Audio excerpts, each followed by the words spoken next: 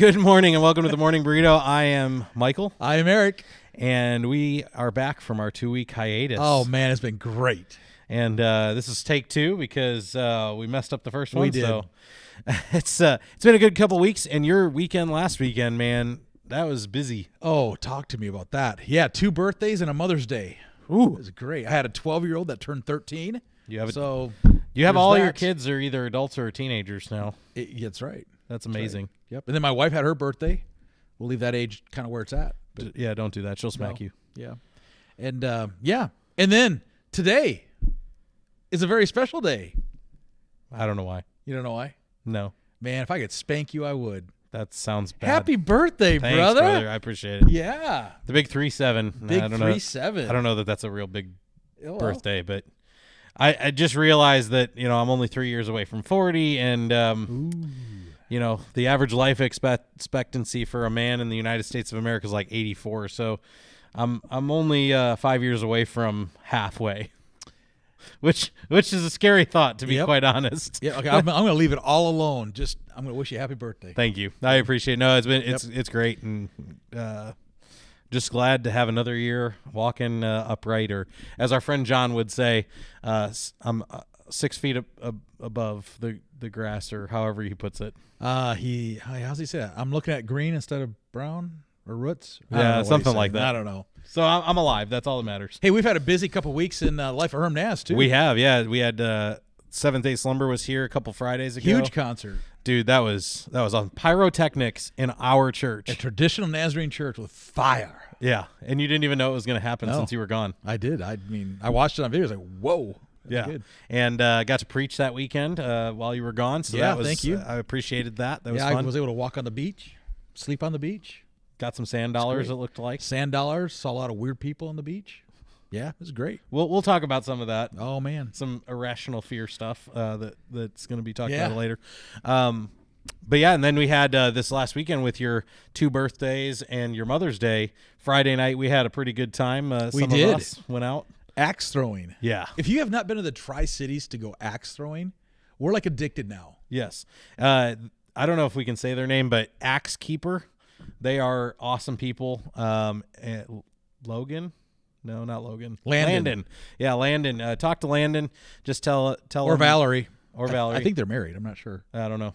But they do a great job, Axe Keeper. Yeah. And if you're not from this area of the country, find one. I'm sure there's plenty of axe places. It seems like they're sprouting up everywhere. But I will tell you, it is one of the most fun things to do, to throw an axe. $20 for an hour.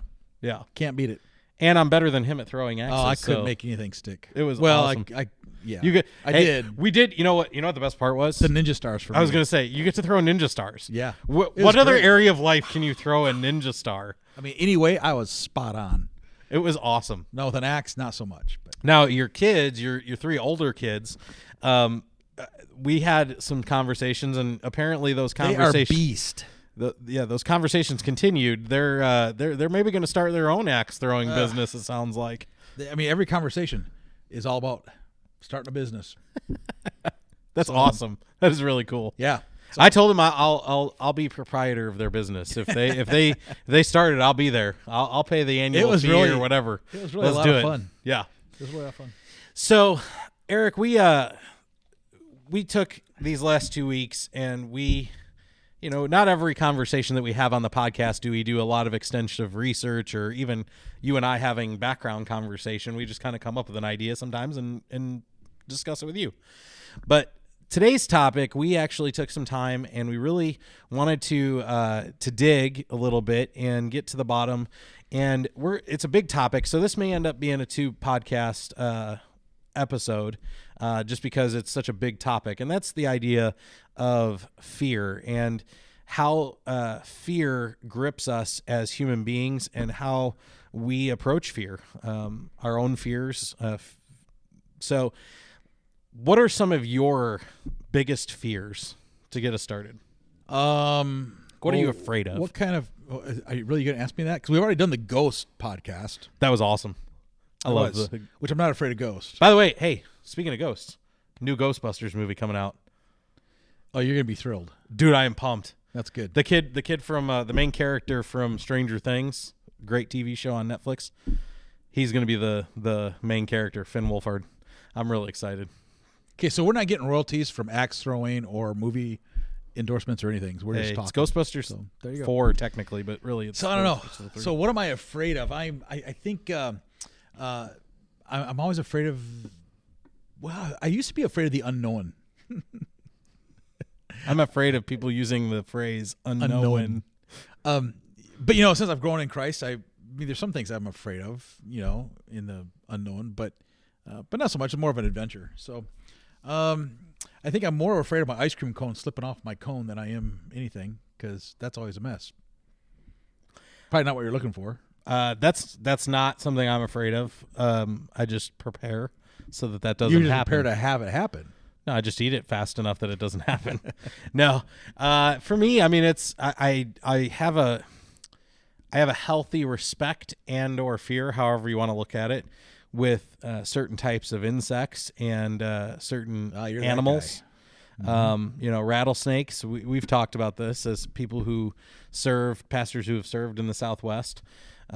Rattlesnakes are just a part of life in the Southwest, and so I was on a golf course golfing with the children's pastor and one of our church members when I was down there, and I hit a ball off the fairway and it rolled into a bush. And rattlesnakes are a thing when there's signs along the edge of where the desert is, and it says beware of rattlesnakes. And so I'm walking up to this bush where the ball had rolled in. It was just a few feet off of the fairway, and I heard the drrrr of the rattle. It sends chills up your spine. Oh, dude, it stopped me in my tracks. I was like a deer in headlights. It scared me. I'm like, you know what? You can have that ball. I got another one. Yeah. When we lived in Arizona, I'm taking a drop. We lived in Arizona. One of our greatest fears was just opening the front door, because they'd coil up on our front door and Looking for shade. Or sun, because I like the heat of the concrete. But it's like, nothing good in the desert. At least that desert. And then you got scorpions. I've always been afraid of them. No, we don't have them here. And do we? Yeah, we do have along them? the river we have them. Oh, I haven't seen one yet.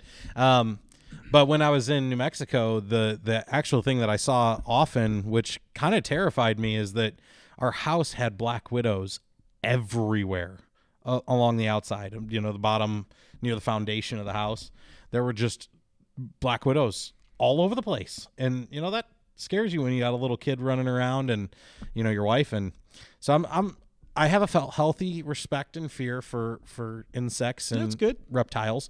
But I think if we're going to get deep for a second, what I'm really terrified of, or have always been scared of, is not living up to my own personal expectations of myself. Oh, you went deep. So we may get into that later, but that's my actual fear in life, is that I don't meet my own personal expectations of myself. I'm not really worried about meeting other people's expectations, but I'm worried about meeting my own. And so, Okay. yeah. Good. So how do faith and fear intersect? Like, where do we see some intersections of faith and fear? Well, you would think you would have a faith and fear over making sure you're believing the right thing. Mm-hmm. But in our culture, I don't know if that really is true anymore. Scripture talks a lot about the false prophet, false teacher. As a kid, I used to maybe fear that. And now we don't give it even a second thought. I mean, somebody says it, you agree with it or you don't. It's not like you're even afraid of it. So, like growing up, it was like hell was like something to fear. Mm-hmm. So I think your faith and your fear, I don't know, it's like there's got to be a healthy faith and there's got to be a healthy fear, but you always have to remember your faith is fact, not feeling, and fear is all feeling driven. There's not a fact to the fear. Yeah. If your faith is really what it is, the fear is all emotional. It's not. Right. It's not. It's perception. Sure. So we took a look at Chapman University has been studying. Again, we're getting no royalties or supporting. No, but we want to give them attribution because they did the work. Chapman University has been doing studies about fears for some years now, and you wrote them down. So let's go through the top 10 list of fears that Americans have. So top 10 list, number 10. You ready? Do we want to start with 2016 first, so they can see how it changed in 3 years? Okay, all right. 3 years. I don't have the percents though for that one. Yeah. So number 10, the Affordable Health Care Act. Do I get a drum roll or anything? Oh, that's okay. Obamacare, right? So yeah, Obamacare. So that was number 10. Number 10, bottom of the list. 2016. Okay, 2016. Number 9, people that I love becoming seriously ill. So out of the top 10, number 9. So still bottom of the list, kind of thing. I can see that. And then number 8, identity theft. I mean, somebody coming in and just stealing who you are. That's why you get LifeLock. Again, I'm not a salesman for LifeLock, but isn't that what that's for? Yeah. Identity theft protection. Yeah. I used to hear that on the radio all the time. Get yourself some LifeLock. Yep. And I mean, Sean Hannity even put his old Social Security number right out there for everybody to look at, and I'm not worried. That seems a little I don't know. brazen. Anyway, number 7, the economic collapse. Yeah, The mighty dollar. So if you think that's 2016, right? So that was the year of the big election. Yep. So Obama's term was coming to a close. Trump and Hillary are battling it out Neck and neck. And so Not naked, but they were, you know what I mean. we had already had the financial recession of 2008 and 2009. Recovering. Mm-hmm. So yeah, I guess that makes sense. So number 6, people that I love dying. So it's about mid-range, half people. Number 5, this is hilarious. And I can't believe it's number 5, actually. But it's government restrictions on guns and ammo. Yeah, I mean, again, I think that's probably has a lot to do with the election season that we were in 2016. I know going back, I'm old enough to remember, as you sometimes hear, I'm old enough to remember that was a big talking point in the election proceedings, the debates and stuff. I mean, I know Trump and Hillary went at that pretty hard between the two of them. So, yeah, number 4, being a victim of terror. It's kind of a vague statement. It is kind of big. Being a victim of terror. Yeah, what does that even mean? School shootings were big. 215, 216, 217. Right. So it kind of goes along with the gun and ammo kind of thing. Sure. But yeah, terror. I think terror around the world too. I mean, there was explosions everywhere. Sure. So number 3, not enough money. I think that's probably one that we'll see on every top 10 list forever. Yeah, not enough money for the future. In other words, not enough money to make it through the end. So, number 2, terrorist attacks. Huh. Different than, what did we say earlier? Victim of terror. So that's interesting. That's interesting because, I mean, you think about it, we haven't had an actual terrorist attack on American interests since pretty much 2001. I mean, unless you consider the attacks against our military. But I mean, on our home soil, we haven't had a terrorist attack since 2001. So that's interesting. Again, I think that's how you define that, because I think, there have been mosques that have been attacked and stuff. But and then number 1, corruption of government officials. The corruption of the government official. So just so you know, I think they started this in 2015. So this is the second year that they've done this. And number 1 in 2015, corruption of government officials. In the second one, 2016, corruption of government officials is number 1. Well, let's go to 2019, four years later. Here we go. Number 10.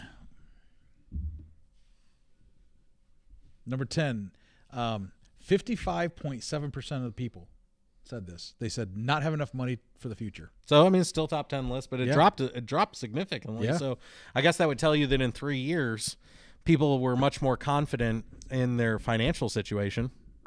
Mm-hmm. Okay. Number 9, 57.1% are afraid of global warming and climate change. That's interesting. 57.1%. 3 years, it wasn't even on the top 10 list, and now it's number 9. Right. I'd be interested to know where it was as far as on the list in 2016 to see how far it actually jumped up. I find that a little interesting that would be even on the top 10 things to be afraid of. So I think if I mean, this is definitely a list that is.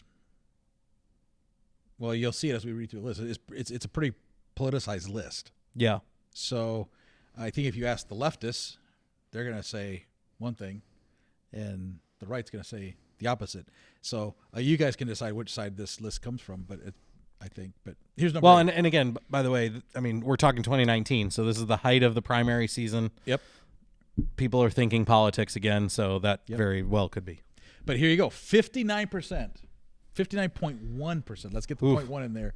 It's huge. This blows my mind. Yeah, I couldn't believe this was on the list. This is number 8. 59.1%. 59% of people, Americans, you and me, you, are afraid of the extinction of plants and animal species. So there's two things. I don't fit that one. To not be politically here, just to think of this logically and reasonably, how is that ahead of global warming? How is that ahead of the rapture? Well, I mean, there's lots of things to be afraid of, but I mean, just from a logical standpoint, how is global warming less of a fear than the extinction of plants and animal species? Let me tell you something, folks. If you're a believer, you cannot believe that. You can't. It's not even... doesn't even make logical sense. Now, God does say in Revelation that he's going to create a new heaven and a new earth. Yeah. But at that point, it's the creator doing it. It's not being destroyed. It's not extinction as we would define it. It's God taking all the good and keeping it and remaking it and taking all the bad and throwing it away. Is it kind of like repurposing? Yeah, I guess. Repurposing. I've never thought of it that way. Okay, so here you go. 59%. 59.1% for that way. Here's 59.2%. Okay. So pretty close. Pretty close. Okay, neck and neck. This is number 7, cyber terrorism. See, now that makes sense. I get the cyber terrorism thing, but the fact that it's almost identical in To plants and animals. is plants and animals Yep. being extinct. But right along with that, number 6, air pollution. 60% almost. 60%. 59.5% worried and fear. I mean, fear. Like, now it's not just worry. It's the fear. I mean, that was the whole thing, is fear, gripping, right? Air pollution. Air pollution. Yeah, because I mean, it was defined as people who said that they were afraid or very afraid. Very afraid. And Altered then their life afraid. Yeah, and it was, I think the other two options, it was like 4, you had 4 options in the survey.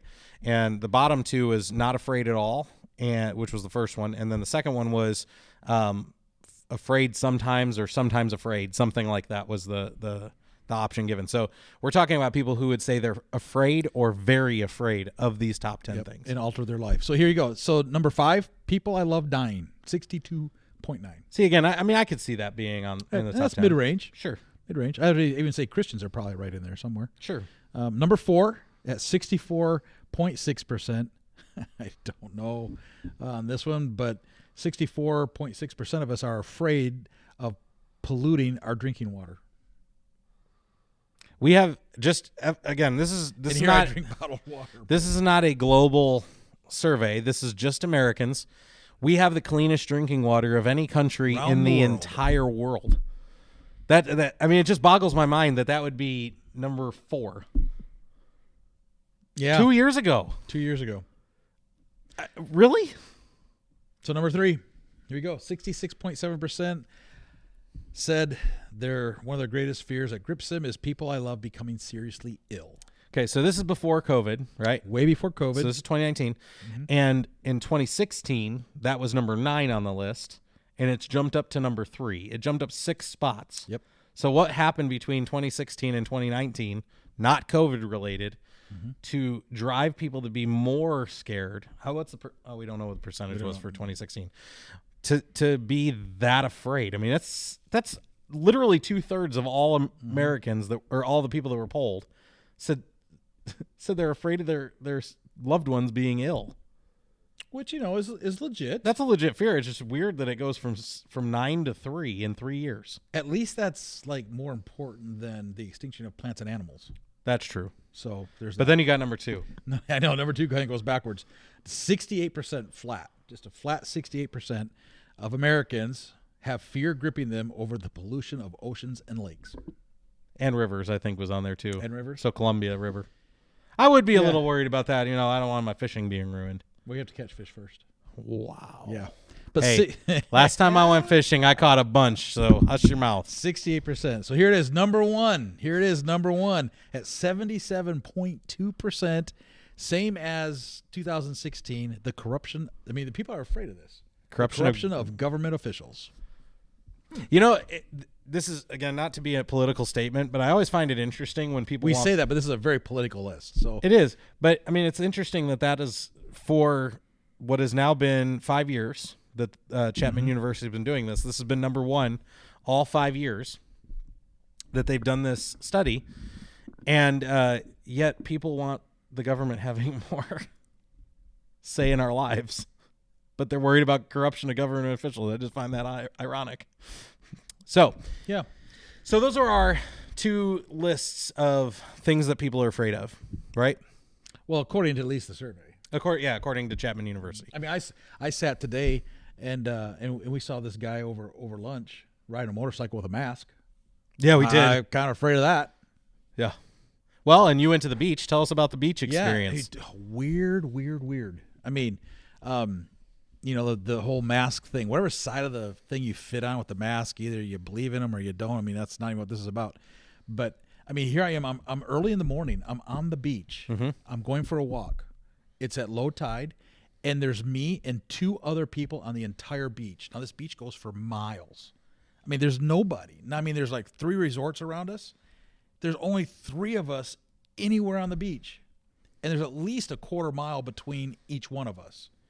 So as we're walking, and we pass each other, I'm loving it. I'm just loving my time. I'm loving time with the Lord. I'm loving the ocean. I love the stink of seaweed at low tide, and it's awesome, right? It's just awesome. But I come walking past this person, and I see them from a long ways away. So it's not like just here, 6 feet from me, long ways away. They're wearing a mask, and I'm thinking. I just had to shake my head. I won't even tell you what I was thinking, but I just had to shake my head. I'm thinking, that does not make any sense at all. I just told you. So they pass. And again, I'm that's walking. not a political No, thing. it's not. It just makes you're on a beach for miles around. There's nobody else around, right? And so I walk past the second person, same exact scenario. I was like, And you're not wearing your mask. of course not. I'm on the beach enjoying my time with the Lord and the oceans and lakes and rivers that all go in to make the ocean. So I think where we want to get to, at least in this episode, is I want to talk about our irrational fear. So on the rational fear, going with the beach thing here real quick, the entire week we were there at the beach, it was very eye-opening to get out of home, right? To get out of our own environment surrounding here. Sure. And our balcony was right at the end of the hotel, right at the beach. I mean, we were like, so we could see like everybody. And to watch the fear of people as they approached one another. Or if it wasn't a fear, it was the I don't know if you're safe or not. A lot of ways that we've been conditioned to think and conditioned to question. And I know those are all hot topics and hot buttons and stuff and hot words, but to actually physically just sit back and remove myself from home and watch how just the conversation of mask versus vaccine, mask versus virus versus vaccine, wear a mask, don't wear a mask, does it help, doesn't help, where you are in all of that, that's not really what I'm talking about. More than where does it settle? And it settled in just watching the fear that you had in people's eyes. Now, again, you're reading eyes because everybody's got a mask on, but the distrust, that people had, the wide berth they gave each other in passing wasn't because of the fear of an individual and some of the self, injury and harm. I mean, murder was on one of these lists that we saw. Right. It wasn't even that. It was definitely I don't know you, I don't trust you. Sure. And how sad that we become that. One, as a nation or as a people, or let's just even make it smaller so you don't think I'm making some big national statement, but just a tourist on a beach somewhere, that we have this feeling. And then, you walk into a restaurant and you're wearing your mask and you sit down and you take off your mask and it's like, well, why do you do that? And everybody seems fine with that until you get up, and then it's like you feel like you're being judged, and so this fear of just where we are in the ending of this pandemic has got a grip. And where we want to go with this whole conversation is, what are the fears of the church? What are the fears of Christians? So I'm looking at it from a pastor's point of view at the beach, and I don't know who's a Christian and who isn't when I'm looking at you at the beach, but it was very interesting to watch people and how they responded to the fears of this last year and a half. Yeah. With COVID. And if it wasn't the fear of COVID, it's the disbelief or the distrust in our government officials. Yeah. Which happens to be number one, on at least two of these lists, or the CDC. And I know people could fire back and go, well, don't you think the virus is real? Well, that's not even what we're talking about today. Of course we're real. talking about the fear, because of course it's real. It's killed hundreds of thousands of people, but do you stop life? Right. And we're not going to get into all those numbers. I don't want us to get into the numbers and the policies of what COVID is, but to be able to go and say, the fear is gripping, and so asking the question, what are the real fears of the Christian? What are the real fears of the church? Because I don't think any of that is in any of these surveys that we read. These are very, very political, one side or the other surveys. They're either super personal stuff like the, friend or loved one becoming ill or dying, or they're political. There's not a whole lot in between. And what's funny is we looked at the Chapman University, they gave the top 95 fears that registered, Should have seen people in the restaurant looking at us while I was reading through those. Yeah, I know. That it goes from like something that's down at 3% all the way to the top, which was the corruption of officials at 77 or whatever it was. And, at the bottom of the list, you have things like clowns and sharks and, just clowns. Like, okay, truth be told, I don't like clowns either. There's just something about clowns. Maybe I watched It when I was a kid or something, and or Poltergeist. I watched that movie when I was a kid, and clowns scared me because of that. But I'm an adult. I'm not scared of clowns anymore, right? That sounds like a challenge. But here's the thing. I think it's important for us to recognize right at the outset here that fear really we can use another word in place of fear. And that is the word lie. Because every fear that we have, and it doesn't matter what you're afraid of, is based off of a lie. And a lack of trust in something. Namely, when we talk about more deep things, a distrust of God. That's why we're afraid. That's why we're scared. We don't trust that God's actually got us in his hands, right?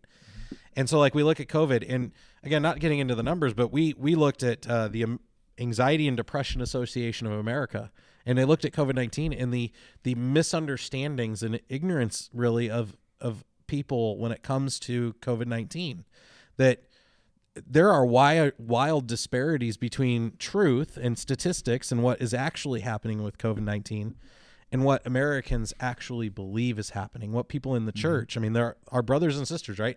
What they actually believe is actually happening with COVID-19. They're wildly different. And that's also a political thing, right? Between left and right, people have a wide disparity on how they view COVID-19. They view how pastors do our job. We had that one show that we did about what pastors actually do. We did that because there's a complete misunderstanding of what pastors actually do. And believe it or not, there are people who are afraid of pastors. Seriously. People will come to us and they will stop talking if they find out we're a pastor. Because they're afraid we're going to call down lightning from God or something on them. I don't know. We're going to cast a spell on them or something, like we're wizards. Or ask you for money. I'm not sure. Well, that's probably true. That's not entirely unfounded, I suppose. No, it's not. But again, I think the point I'm trying to make is that we need to step back from our fears, whatever we're afraid of. Like for me, spiders, right? I talk about spiders. I need to step back and be like, okay, a spider's only actually going to bite you if you do something stupid. Or if you step on it or something, or you come near it when you shouldn't, those sorts of things. Those are things I can't control. So I shouldn't really be afraid. Not to mention, a spider bite is pretty rare. It's not, especially a spider bite that kills you, right, is super rare. So okay, so you're saying, God's bigger than this, Right. right? God's bigger than fear. But where does fear come from? It can come from a lot of places. One of the places I think is ignorance, not understanding something. Okay. So- I think fear also comes from life experience. So like, let's say you grew up in an urban neighborhood and got mugged. You have probably a healthy fear of being mugged if you walk to that same neighborhood again, right? Or if you got mugged and somebody else got mugged and somebody else got mugged, you're probably going to feel a healthy fear, somewhat healthy fear that you need to be careful in that neighborhood. Right. The reputation of that event precedes Right. where you're at. I mean, we've had a lot of mass shootings in the last 10 or 15 years.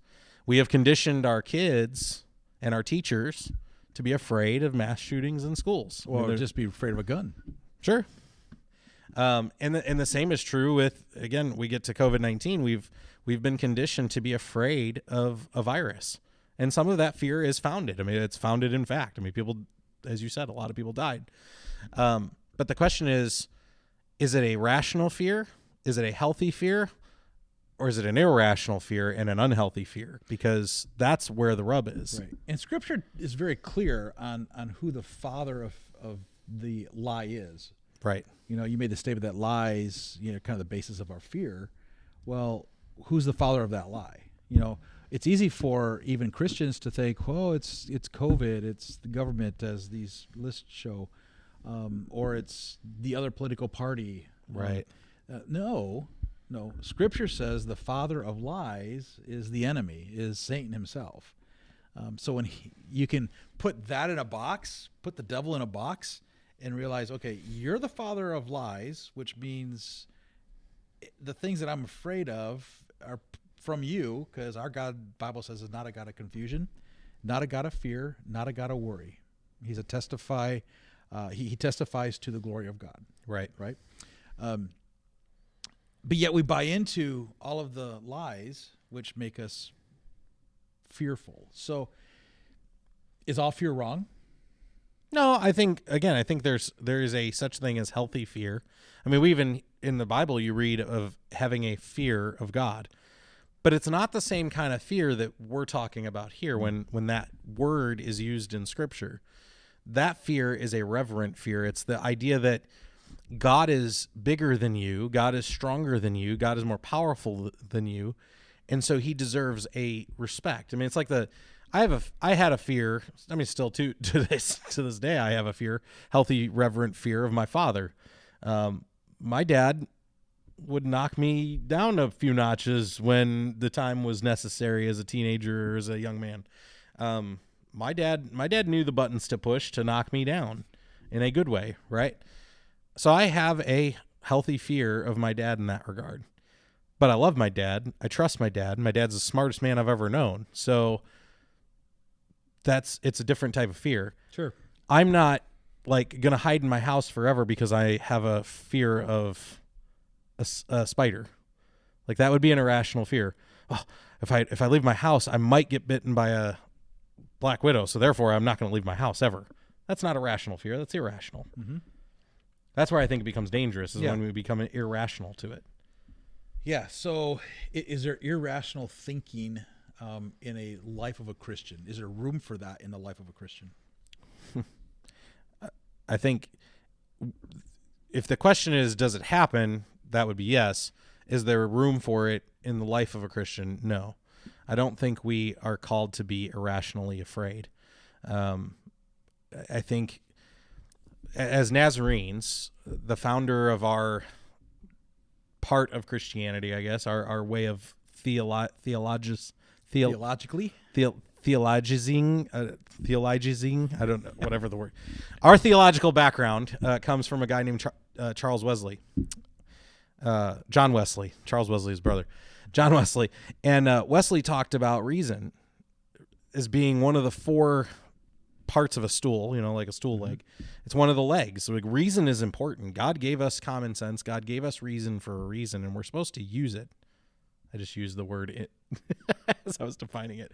But no, again, reason is important, and so we need to look at things rationally. We need to think with our brains that God gave us, and sometimes things are irrational. But sometimes fear gets so big in our eyes, right? It gets so big and so dark in our lives. It hinders us from thinking rational thoughts and thinking rationally over circumstances and situations. And I think this last year with COVID, at the very beginning, at the very onset of COVID, none of us were running in irrational fear. Nope. It was very legit. Correct. It was very earnest, very sincere. There was a lot of unknown. We didn't know anything. Very non-political, right? This is coming. We could see it. We could see the map, sweep the planet. Yeah, in fact, the people that were on the other side of that who were saying, "Oh, we don't need to worry about this," that was irrational, right? Right. But as it swept the planet, became closer to home, and then here it is on our own land. There wasn't a whole lot of pushback for a 2-week shutdown to flatten the curve. No, I mean, I think there was disappointment in pretty much everybody across the board. But as you've seen the barricades go up around hospitals, as you've seen the mercy ships come in on the shorelines, as you've seen the tent cities outside of ERs, become erected, we all felt this heavy fear.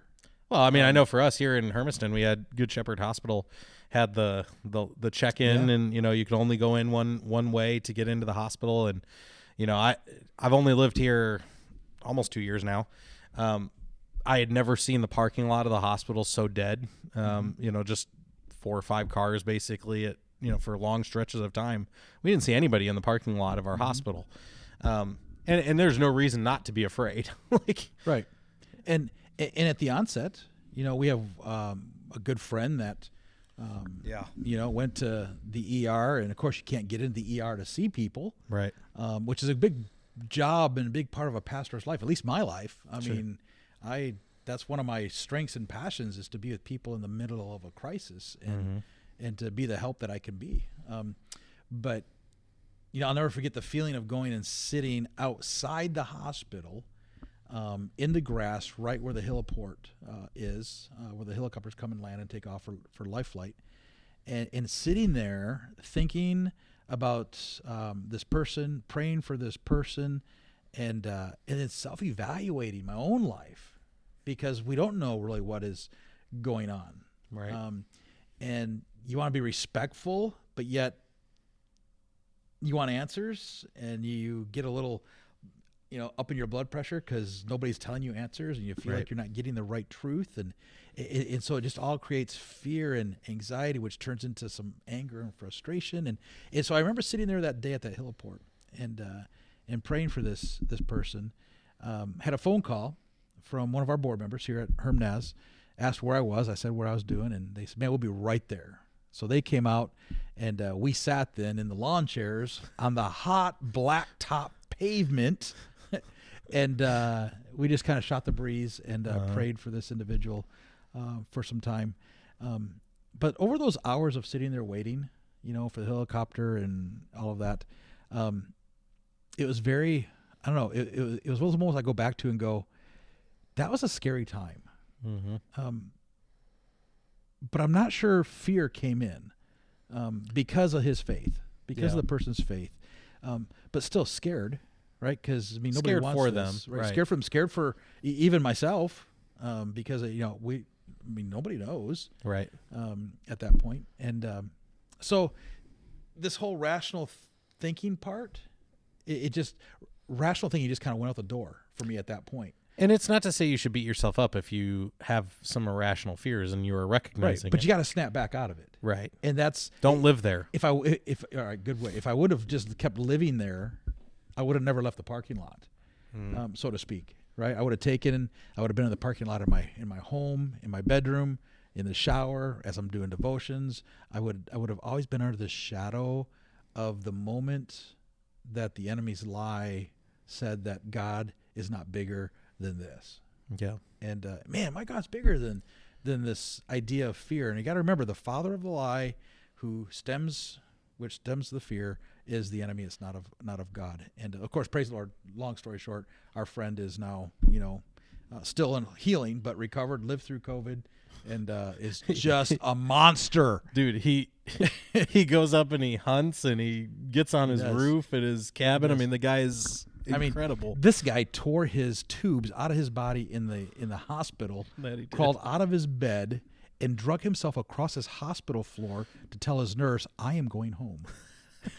Studley, among other things. won't say his name, but He knows who he is. Yeah, and I think to close out this episode, I think it's just important, again, to remember, don't live in that fear. Don't allow the enemy to have that foothold in your life, because the enemy is not stupid. Sometimes we downplay the enemy, meaning Satan. We downplay his effectiveness. He really is the king of lies, as the Bible describes him. I mean, he is smart. He is cunning. And he is going to use our fear to drive a wedge in between us and God, and our trust and our faith in God. And once that wedge is there, it is really hard to get that wedge out. Yep. And, when it comes to COVID-19 masks, when it comes to government officials, when it comes to right or left, look, you don't need to be afraid of any of that stuff. Trust in God. Let him take care of it. If you're carrying a burden of fear, give it up. Let him have it. It's like the kids' song, "Let it go." Let it go. But I think we are going to continue this conversation in one more episode. What do you think? So let me close it with this scripture. It's John chapter 14, verse 27. So write it down, open it up, turn it on, Google it, whatever you need to do. But John 14, 27, it says, the peace I have, right. This is what it says. Forget what I just said. Peace I leave with you. My peace I give you. I do not give to you as the world gives, meaning I give you something much better. So do not let your hearts be troubled, and do not be afraid. This peace that comes is not from the enemy, Right. who is the deceiver of the lie and the fear. The peace comes from the Lord Jesus Christ, and he says, it's my peace that I give you. And he doesn't ask for anything in return. He just gives it. So maybe today, because we don't know if you're going to tune in next time or not, but just know that, man, if you're not plugged into a prayer life or devotion life, just open the Bible up, turn it on, start in 1 John, just start reading, and let your heart begin to go toward the peace of what Christ has for you through the cross. Because he went to the cross so we could have peace and not deal with all of this other fear. He went to the cross for you and for me, so we don't have to deal with the father of the lies. No, he gives it to you, he leaves it with you, and he does it all because he doesn't want you to be afraid. So stop worrying, knock it off, go get more coffee, enjoy your day.